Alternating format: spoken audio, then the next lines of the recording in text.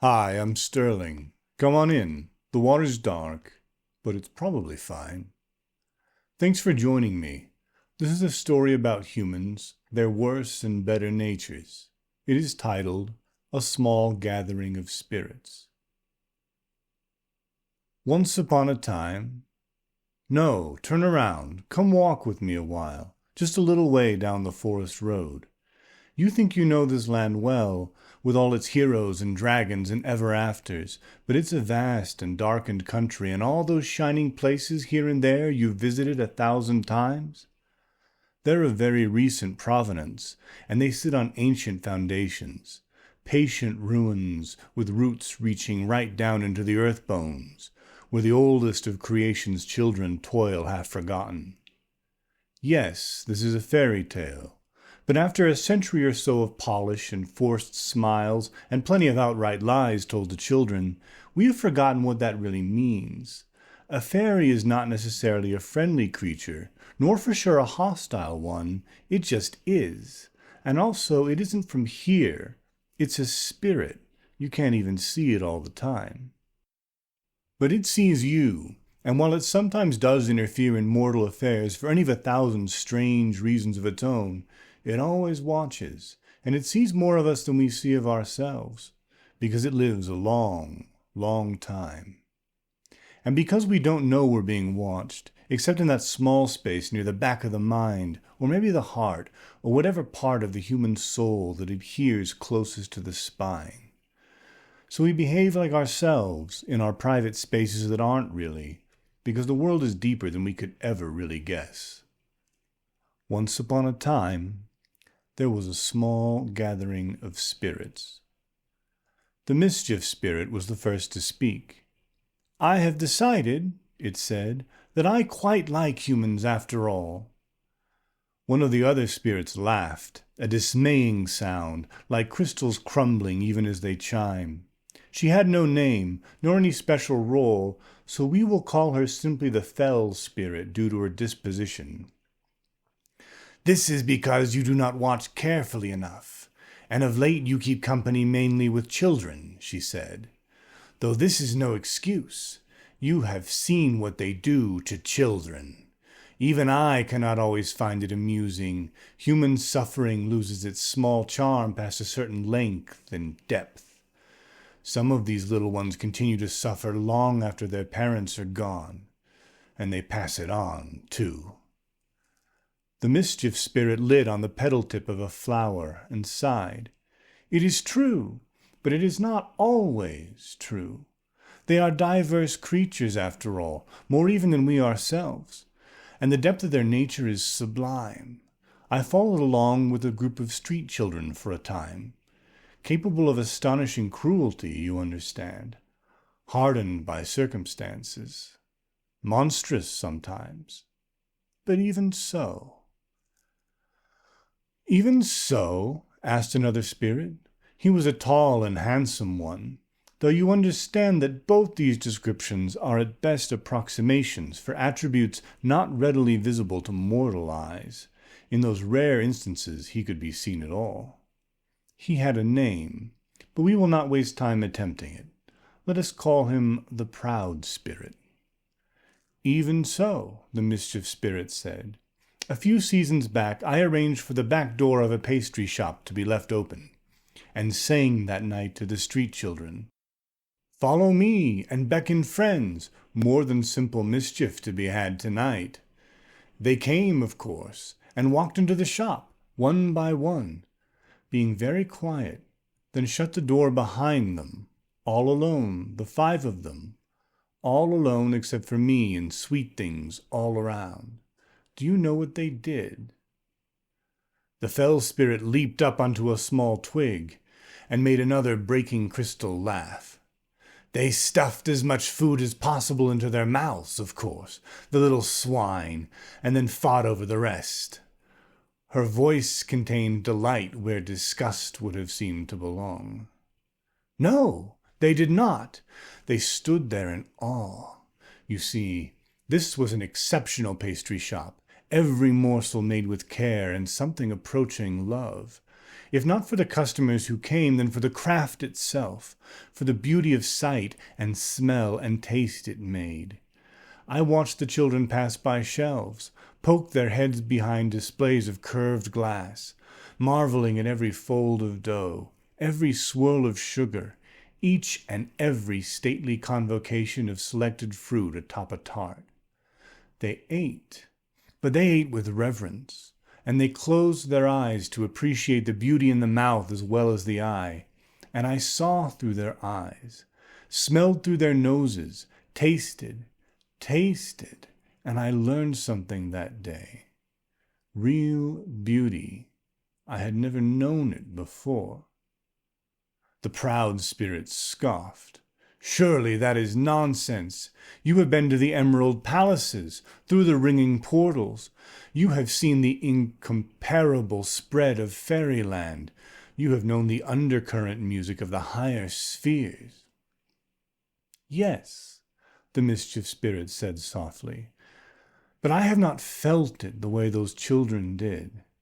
I have only seen it, superlative beauty, and known it is there, but in those small ephemeral creations they glimpsed something greater. For a time afterward I sought it out in other humans, found it here and there. A woman at a concert. A man marveling at the tiny fingers and ears of his child. You will say that none of those things truly compare with the freely created delights of fairy. But we do not feel those delights the way the humans sometimes can with their humbler creations, or the sights and sounds of this lesser mortal wilderness they call home. There was a long silence at that. Another spirit spoke, though only a little. We will call her the quiet spirit, because she is too shy to give her name. What did they do afterward? The children. Ah, said the mischief spirit, that is most remarkable of all.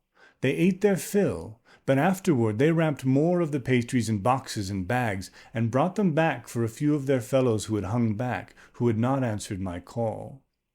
And they stood back and watched in delight, eager to see another appreciate the same beauties they had.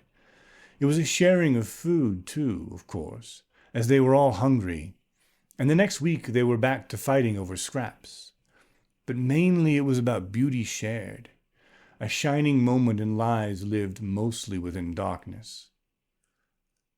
That is a lovely story, said the quiet spirit. It is within their nature to wish to share these things, just as it is within our nature to watch, and sometimes to interfere. We are bound by it, and so are they. I have a story of my own, on natures and bindings, if you will listen. And they all fell silent, because she spoke very rarely indeed, and never without much thought. I am the oldest among you.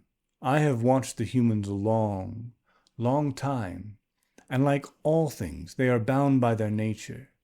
Kindness to friends, cruelty to enemies, sometimes the other way round as loyalties to the self and ideas and family and all the rest dictate. They eat and drink and sleep and laugh and lose themselves to passion. Their nature drags them along the paths of life without any regard for deeper consideration. But sometimes... She fell silent again, and they all waited. Listen, she said finally. Think and remember.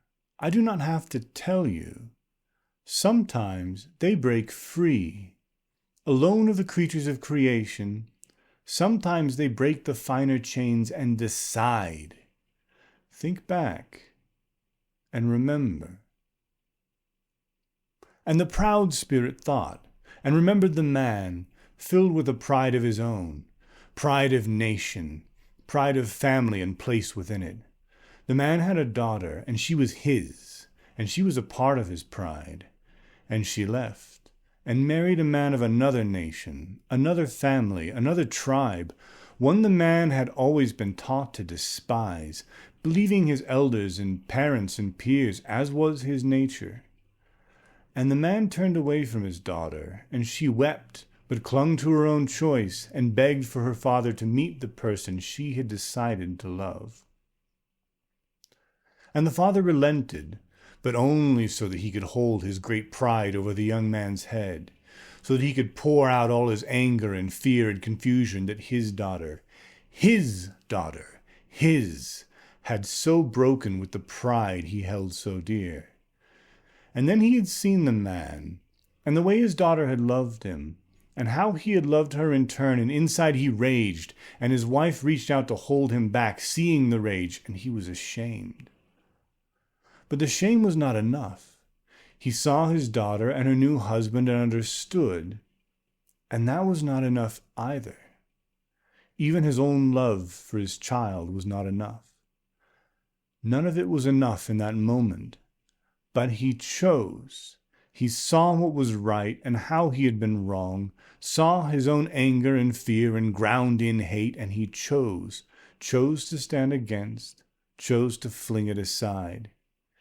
In that moment, he went against all his nature and broke his chains.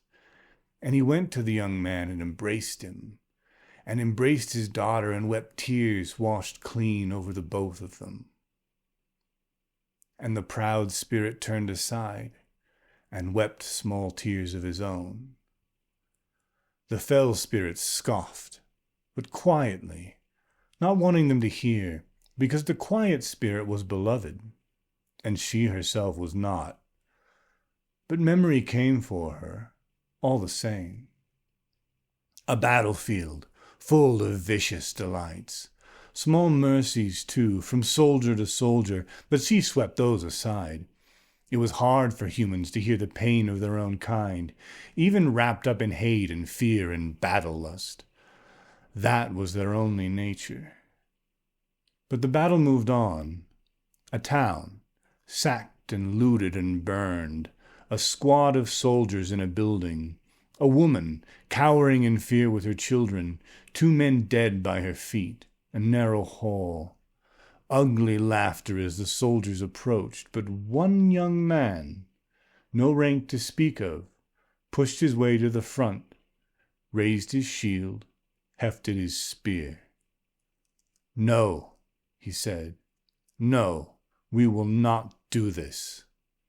They ordered him to stand down, and when he would not, the woman fled with her children, and they ordered him again, and the fell spirit remembered the shame and terror in the young man's heart, the near certainty of death, and it was true, because they cut him down, and he died in great agony, and was tossed aside, and his family was told he had been executed for insubordination, and remembered him with shame of their own. Only the woman and her children remembered him with honor, and never knew his name because they did not speak his language. But before he died, he broke his chains. And the fell spirit turned aside and refused to weep, but inside she herself broke a little. The mischief spirit remembered time in a castle's kitchens, and the cruel old lord, and the young man born to him. Remembered the little serving boy who displeased the Lord, and the beatings he was given, until the young man stepped between his own father and the object of his wrath, just a serving boy, less than nothing really. And the young man knew this would be an end to his inheritance, to his place in this world, cast out into uncertainty. But he did it anyway, broke his chains and went off to wander the world, singing and reciting in taverns for a coin here, a meal there, a place to sleep in the hay, pouring out stories wherever he went, stories he'd learned, stories he'd heard whispered in his ear by a voice only he seemed able to hear, full of mischief and mirth. And the mischief spirit smiled, and did quite like humans, after all. Hey, thanks for listening. That was A Small Gathering of Spirits, a story I wrote for a future anthology. If you'd like to read more, I have a novel, an anthology, and a Substack linked in the description, and if you'd like to hear more, kindly hit like on the video, subscribe to the channel, And maybe sign up for the Substack, because YouTube notifications aren't that reliable for small channels like this one.